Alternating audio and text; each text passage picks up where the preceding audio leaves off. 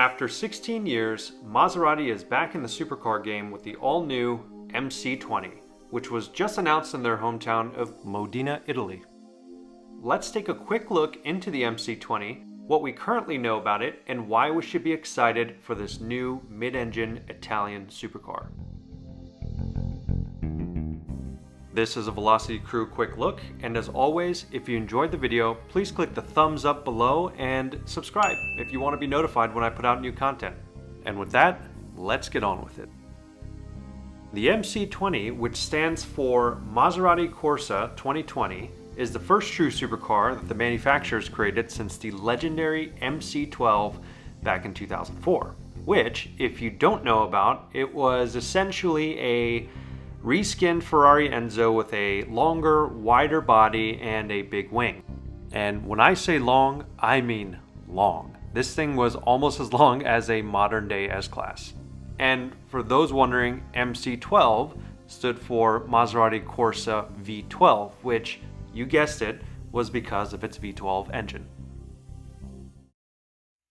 Back to the MC20. Let's talk about what makes this car special, starting with its power plant. In fact, this is what the official Maserati reveal event started with when they showcased a promotional video of the car. They're really proud of this engine, and they've even named it the Nettuno, which is Italian for Neptune. It's a 3-liter V6 twin-turbo engine making 620 horsepower, and get this, it revs to 8,000 RPM. In a mid-engine car. It's really awesome. Now, remember, it's 3 liters with 620 horsepower, which means it's got over 200 horsepower per liter. Now, if you watched any of my other videos, and this is a shameless plug, you'll know I'm big on giving perspective. Now, don't think about this too deeply, but this car has 200 horsepower per liter in its motor. By comparison, just for reference, the legendary McLaren F1 only has 101 horsepower per liter. So there's your bragging point and your party trick if you are a future MC20 owner. As far as performance goes, this means that the car can go from 0 to 60 in 2.9 seconds and up to a top speed of over 202 miles an hour. As far as engine note, there were some clips of the car idling and moving under light load, and it actually doesn't sound bad at all. I know with the twin-turbo V6, sometimes it's difficult to get a truly beautiful engine note, but this sounds almost like a GT2 RS when it's idling. And that may sound like a weird comparison, but take a listen.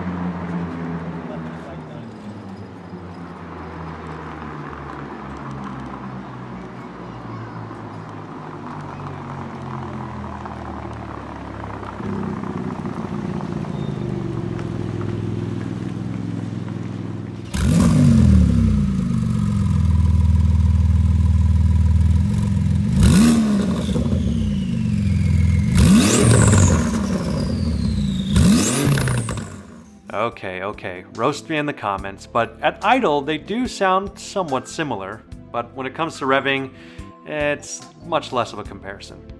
Okay, so the last innovation I want to talk about from this motor is its little party trick. The Nettuno has something called pre-chamber combustion, which does stuff and makes things happen. Yeah. You know what? How about I just read it to you? The soul of the engine is the innovative pre-chamber combustion system featuring twin spark plugs. This technology is derived from Formula One and is now available for the first time on an engine destined for the road. Anyway, the bottom line is the engine is pretty special, and it's going to be a center point of why this car performs as well as it does.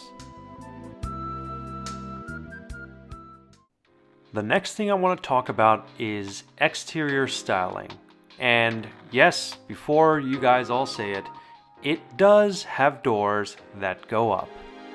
I already like this thing.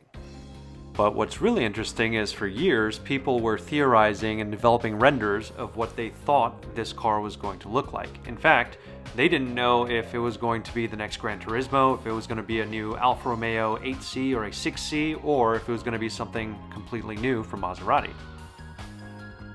And in the end, I'm really happy with what we got. I'm actually a huge fan of how this thing looks, and when the doors are down, it has this minimalistic yet classy design to it, and it's partly due to the aero taking place on the bottom and underneath the car, as opposed to on top with all the body panels. But with that said, I haven't really been able to find a truly unappealing angle of this car, but what I keep finding are similarities to other cars. For example, the rear end. It looks very similar to the McLaren GT's rear end. And I couldn't quite put my finger on it, but when I saw the front end of this car for the first time, I'm like, I feel like I've seen this exact same car somewhere. Where could it be? And then it hit me, the Jaguar CX-75 concept car, which it had that same understated yet elegant front end with the clean LEDs in the headlights, and of course the doors that went up. And just as a bonus, the side profile view? Yeah. It looks pretty similar to an NSX, and again, none of these comparisons are a bad thing. It just goes to show you that it has supercar elements built into it, and it still keeps its own identity with Maserati's unique design scheme. Anyway, I'm by no means an expert on design, but I think it looks cool, so with that, let's move on to the interior. This is the inside of the MC20, and well, the minimalism does carry on into the interior, and you could definitely say that it is functional above anything else, but probably the main criticism this car is going to get is that the interior is indeed too simple. But maybe that's not such a bad thing. So in the center console, you pretty much forego any physical radio or air conditioning controls for one screen that controls everything, and you have a drive mode selector as well as your typical transmission mode settings and your window switches and side mirror adjustments, and that's pretty much it. Anything else that you would need is located on the steering wheel or on the steering column. And I promise I'm really not trying to compare this car to everything else out there, but I couldn't help but notice the steering wheel and paddle shifters look awfully familiar to the ones that you find in the Giulia Quadrifoglio. I'm just saying, they look familiar. Even the buttons look the same. I guess that's one of the benefits of being part of the FCA group. That makes me think, I wonder what other cars maybe that's a video I can make. Cars that you wouldn't expect share parts from one another. For example, I bet you didn't know that the Ferrari FF shares the exact same navigation unit that you find in a Chrysler Town & Country minivan. That's right. Leave a comment below if you would be interested in a video like that. I'm sure I could find a lot of cars that you wouldn't expect to share parts. But I'm getting very off topic. Let's get back to the MC20. So the last thing I'll say about the interior of this car is the instrument cluster is fully digital. This means whatever mode you've selected to drive in, the gauges will reflect that. If it's a more aggressive mode, you may get a more race-inspired look, whereas if you're just cruising, it may be a little bit more minimalistic and functional. So pretty cool addition, and I think this is a feature we're going to start to see in more supercars in the future. Right, so let's talk price and competition.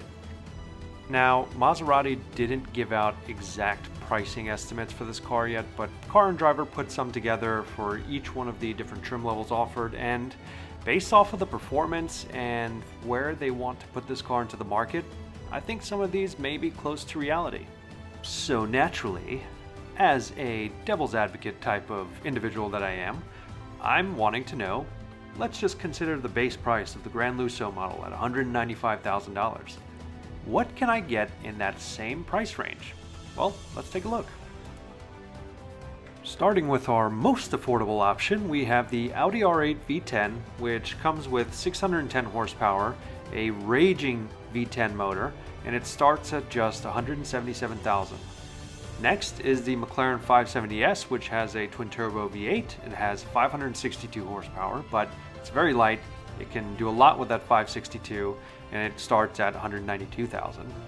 Then you have this beast, the 911 Turbo S 992 edition, the brand new one with 640 horsepower, coming out of a flat 6, $203,000 starting price. And remember, some people have clocked this car 0 to 60, 2.3 seconds. This thing is a monster. Then you have the Lamborghini Huracan Evo with 630 horsepower, coming from a naturally aspirated V10 engine. It starts at $208,000, and in my opinion, probably the most exotic car on this list. And last but not least, but actually the most expensive of our competition, is the all-new McLaren GT, which has a slightly larger derivative motor from the 570S. It has 612 horsepower, starts at $210,000, and this thing is intended to be more of a sport luxury type GT cruiser, but definitely a formidable competitor. So, our beloved MC20. It definitely has a lot of tough competition out there, but depending on how many Maserati expects to make and how quickly they plan to improve on this initial concept, I think it definitely has the performance to stick with some of these competitors, but I personally have a difficult time choosing this car over either the Huracan Evo or the 992 Turbo S. But it really does offer all the same components, and it has a little bit more subtle form factor than these cars, so depending on your taste and your interests, it might be the car for you. So, the MC20. That pretty much wraps up everything we currently know about the car, but why should we care about this thing? Well, in short, this is a great sign of things to come from Maserati. Remember, up until the mid-2010s, these guys pretty much just made two cars, the Quattroporte and the Gran Turismo. That's it. So with the addition of the new lower price point Ghibli and the Levante, Maserati definitely made their brand more accessible to a lot more people, but admittedly, these cars were a little, well, boring. The MC20 is a great step in the right direction, and it really lets Maserati get back into their roots of making sports cars and also making racing cars for the road. And the good news continues to come, because Maserati has already committed to making a Spider variant as well as an electric variant of the MC20, and the next 3 years of their roadmap looks pretty promising, with 10 new cars including 3 refreshes. So they're really trying to transform the brand as we move into the new decade. So, that's all I have for you guys on the new Maserati MC20. Leave me a comment below on what you think about the car and if you agree with some of my comparisons, or whether you like the direction of where Maserati is going with their new models. As always, if you got something positive out of this video, I would really appreciate it if you like it, and if you want to see more content going forward, subscribing really helps too. So, until next time, take it easy.